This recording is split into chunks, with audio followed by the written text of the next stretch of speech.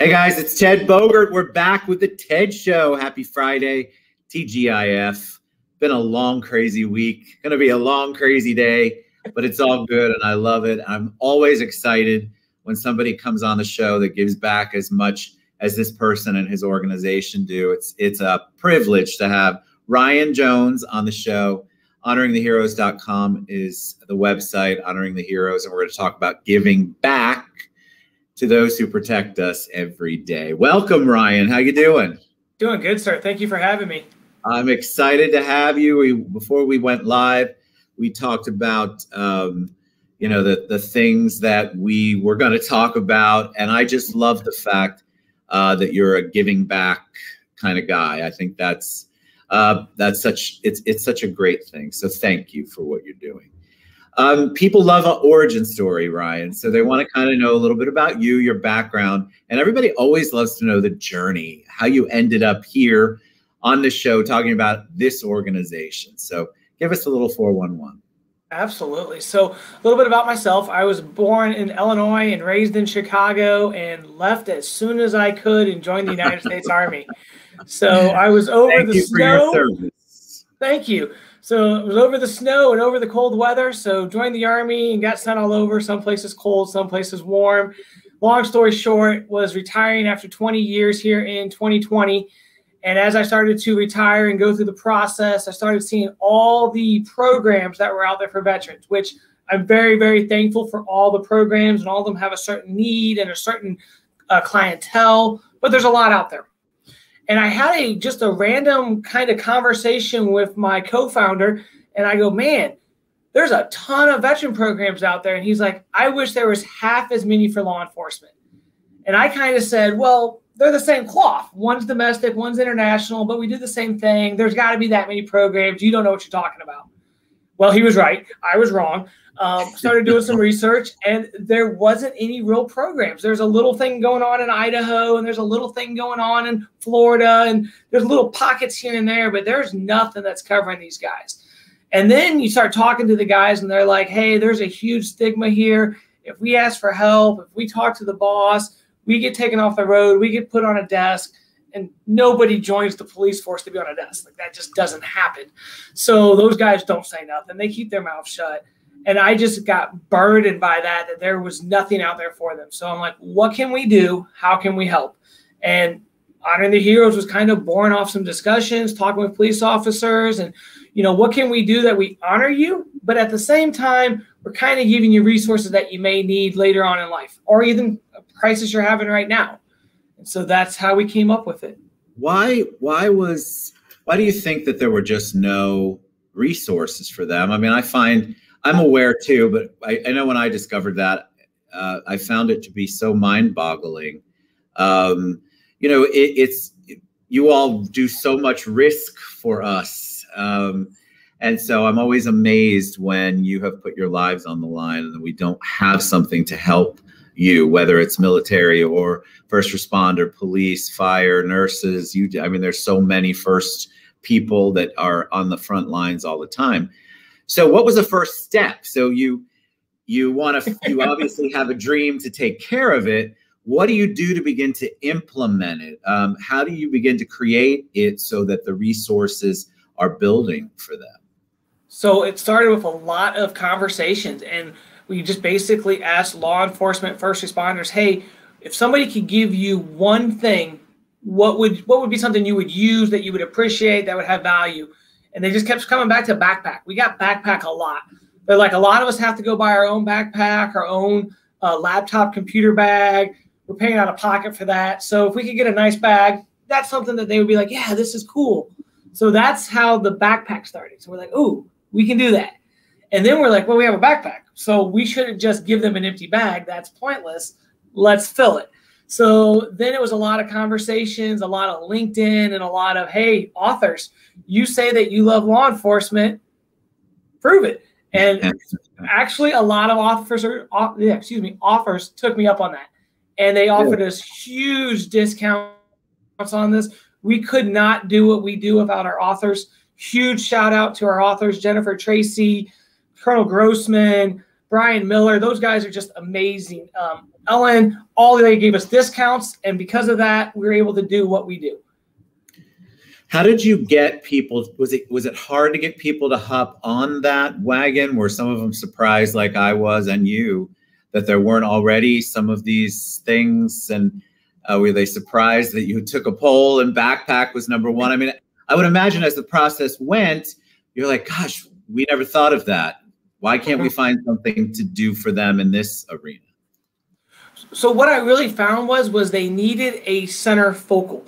They needed somebody to kind of pull everything together. So all these individual entities and authors and websites and people that want to help were kind of free floating. They all kind of wanted to help, but they didn't know how to bring it together. So I ended up being kind of the focal point of, hey, let's bring everything together and in one resource bag, give it out to them at one time. And that made all the difference. And then once we got a few that bought in and they were all in, then we were able to kind of use that and build momentum. So drop a couple names, authors know each other, and they're like, oh, so-and-so's doing it. Well, I want to do it. And so that helped a lot too. So explain to them what the author part is, because you've said that a few times. So the people who didn't look at the website, didn't understand. Absolutely. So I found that doing this through a webcast doesn't work to bring a bag. So I'm bringing a picture instead. So basically we author a bunch of different books and a bunch of resources for mental, emotional, and spiritual health. So we've got a lot of different books from a lot of different facets to kind of help these guys in a lot of different ways. So these are actual physical books. And then the next question is, well, not everybody reads. I understand. But my point is I'd rather them have this on a shelf and never need it, but it's there. And then if they do need it, it's there for them. They can pull it off. I'd much rather them reach for one of these resources than for their service result revolver. Because the two main groups of suicides in our country are veterans and first responders. It's heartbreaking, really. It's heartbreaking. And it's so amazing to bring them. I love the resource part. So the author part, you're really giving them real tangible tools that they can focus on and figure out whatever part of their life it might speak to. And actually, it's a positive thing for them, because it is very frustrating, I know, for them to just have, other than Google, what are you going to do? And so how awesome for them to have that all in one backpack resource. How do you fund this? So you have a lot of people who donate, but obviously the organization can't run just on that. So talk a little bit about some of the efforts for you to raise money and get other sponsors involved. Yeah, so absolutely. That's the key. For us, we are donation based. So we get most of our funding strictly through donations. We are under a 501c3, so it can be tax deductible as well. And then we get people that want to sponsor, that want to donate items to the bags. And then we also just get people that want to buy a bag. So they want to buy a bag for somebody they know or just for their local community. Those are the three main things. But donations are kind of the key. We couldn't do this without generous support of people that donate to us. So what can somebody do? Do you need volunteers as well? We had that question before we went live. Somebody said, do they need volunteers? Do they need help? What way could they help? Because 2020 impacted a lot of people, as you know, and so people still want to give back, but they might not have the checkbook. Yeah. Actually, right now we have one volunteer that stuffs all of our bags. She is absolutely amazing. We could not do this without her. So she takes the backpack, she puts them all together. But what we always need, and is always need a big concern for us, is finding where events are. So if somebody's like, hey, there's a law enforcement event here, give me the information. If it's somewhere in Florida, I'll drive to it. If it's not, then we'll see if we can get, just a billboard or something, just for people know about us and get us the word out there. And that's what we want to do. And that's sort of what the show does. So we also had a question. So the heroes are, for what you're doing, are you focused solely on police, or is it all first responders? So I'm super excited that this week we finally have a firefighter bag. So we have a tan bag and we have resources that are just for firefighters. So now we can say law enforcement and firefighters, And then hopefully we can do EMT. Hopefully we can just keep spiraling this and help everybody. I love that, because I think you're building it specifically for all their needs are different, slightly different, maybe big time different. And so that's very cool. Now I understand. I think people were like, well, can't we just have the bags for everyone? But they're very focused on that group. As I imagine the firefighter group bags are different, somewhat different. Absolutely. And it goes kind of back to that military thing. Yeah, every branch of the military is on the same page. We're all brothers in arms, but I'm not going to read something that was designed for Marines. I was an Army vet. And an Air Force guy is not going to read something that was designed for an Army guy. It's just how we roll. And so the firefighters and police, yeah, they work together and they're the same thing, but they're not going to read each other's material. What's your ultimate goal? Do you want to expand it to, obviously, backpack? You pulled them, by the way, which I think was brilliant, actually asking them what they needed instead of telling them what you thought they needed. Super smart.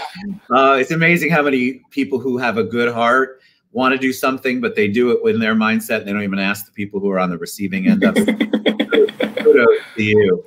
But what's the ultimate goal? Do you want to go beyond backpacks? What's the ultimate goal for the organization? So we're evolving. This is still our, well, I guess just technically our second year. So we're still figuring out what's going on. My goal is to get a backpack in every law enforcement, firefighter, and first responder's hands. Once that goal is met, which will probably never be met because there are always more coming, then we can transition into other things. But I just want to get them resources. So the number that's on the website, the number that's on the business card, it's my personal cell phone. So I just want to make sure these guys are getting any kind of assistance they need. And just want to tell them thank you. Let them know that they're loved and we appreciate them. There are some facets of our community that want to down the law enforcement guys and want to kind of go against the flow, and as I say, and I want to let them know that's not everybody. We care about them. So if I could tell every first responder that we love them and we care about them, then that's my ultimate goal. That's a fantastic ultimate goal, because everyone that I've ever spoken to, I'm sure there's an exception somewhere, has said it's so nice when the love does come, when they actually feel it. But there's a lot of space in between the feeling of that love for a lot of them. So that positive reinforcement, letting them know we care and are so grateful for everything that they do. That's a wonderful ultimate goal, Ryan. All right, best way to reach you? It's actually the website. So www.honoringtheheroes.com. I'm on LinkedIn at ryan.l.jones26 on LinkedIn. That's also my Gmail number, all that. So you can reach me on any of those platforms. Fantastic. Thank you again for all you do. And thank you for putting this together. I just think it's amazing when we can give resources and make it easier. Isn't that what we want to do? You all do so much for us. We want to make it easier for you to get the resources that you need and want. And again, thank you for all you do. Thank you, Ryan Jones. And it's honoringtheheroes.com. It's scrolling across the bottom. Appreciate you, man. Thank you so much. Get involved, guys. Reach out to Ryan. Reach out to me. I'll put you in touch with him. Let's give back. Thank you, sir. Backpack. All right. Have a good one. Bye, everybody. We'll see you soon. Bye, guys. Thank you.